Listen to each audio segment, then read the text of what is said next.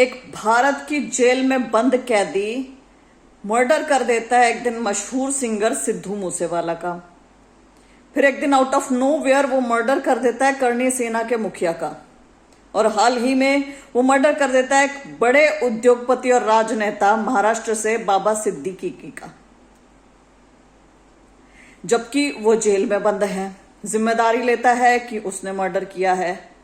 फिर क्या फायदा हमारी सरकार, लॉ एंड ऑर्डर, पुलिस प्रशासन, जुडिशरी का, यदि एक हमारी जेल में बंद कैदी इतने बड़े बड़े हाई क्लास मर्डर कर रहा है, जेल में बैठे बैठे ऐसी बड़ी बड़ी वारदातों को अंजाम दे रहा है। और उस सब प्रक्रिया में पकड़ा कौन जाता है? कैथल का 23 वर्षीय युवा, जो यहां कैथल से उठ के वहां मुंबई जाकर मर्डर करके आ गया है और डंके की चोट पे बोल रहा है कि उसने मर्डर किया है।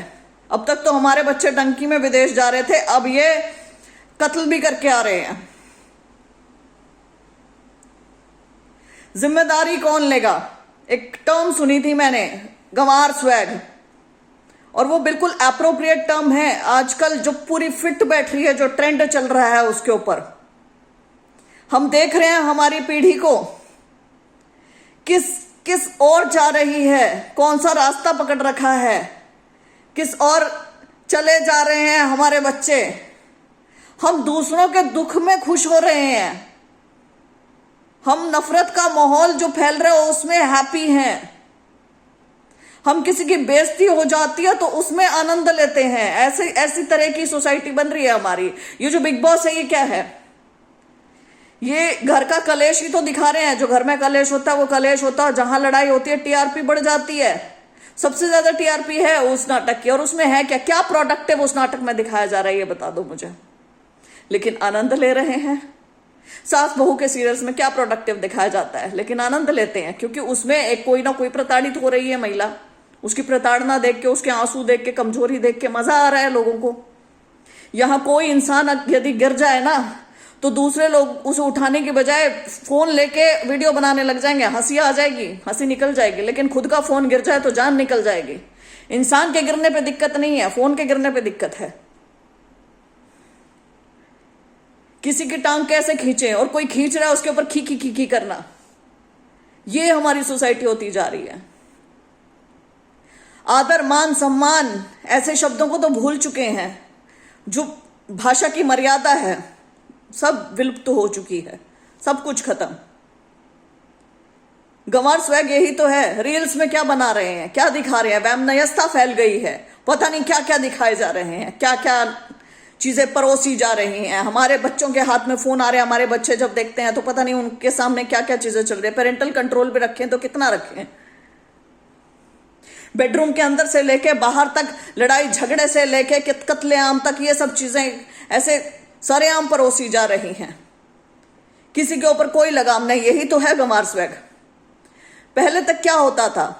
हम अपनी उपलब्धियां बताते थे, हम अपनी पढ़ाई लिखाई बताते थे, अपनी काबिलियत बताते थे, ऐसे सामने वाला इंसान इंप्रेस होता था। अब जितने गंवार हो, जितने फूहड़ हो, जितनी बेकार बात कर रहे हो, घटिया बात कर रहे हो, नफरत फैला रहे हो और किसी की बेइज्जती कर रहे हो, उतने तुम डूड हो, है ना? यही तो चल रहा है।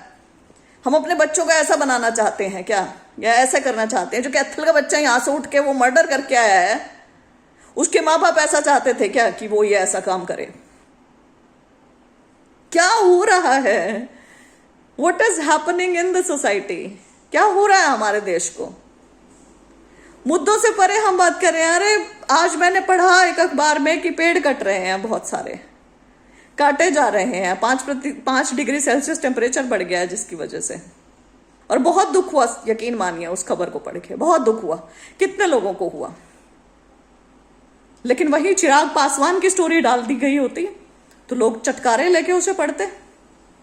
लोगों को दूसरों की पर्सनल लाइफ में झांकने का बहुत बहुत ज्यादा मन रहता है कि इसकी पर्सनल लाइफ में क्या है, क्या चीजें होंगी, क्या इशू मिलेंगे, क्या चीजें, क्या सब कुछ। क्यों भाई, क्यों जानना है किसी की पर्सनल लाइफ के बारे में? क्यों उसे उधेड़ बुन करके देखना है? उस इंसान का सोसाइटी के लिए क्या योगदान है, वहां तक हम सीमित क्यों नहीं रह सकते हैं? कहां खो गई हैं हमारी वैल्यूज, और ये वैल्यूज हम आगे अपनी जनरेशन को पास ऑन क्यों नहीं कर पा रहे हैं? ये ऐसे महत्वपूर्ण सवाल है जो करने चाहिए, और ये पार्टियों से ऊपर है। प्लीज बीजेपी कांग्रेस इस चीज के ऊपर मत करना। ये मेरा मुद्दा नहीं, ये आपका मुद्दा नहीं, ये सबका मुद्दा नहीं, ऐसा नहीं है। ये हम सब का मुद्दा है, ये किसी एक का नहीं है।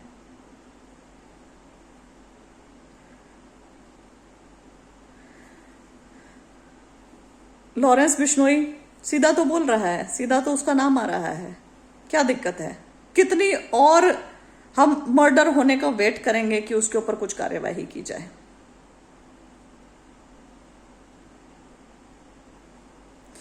तमाम सवाल हैं जिनके जवाब जानने हैं, और मुझे पता है जवाब कोई देगा नहीं, लेकिन एटलीस्ट हम ऐसी सोसाइटी तो बने कि चीजें हम सोचें और पूछें।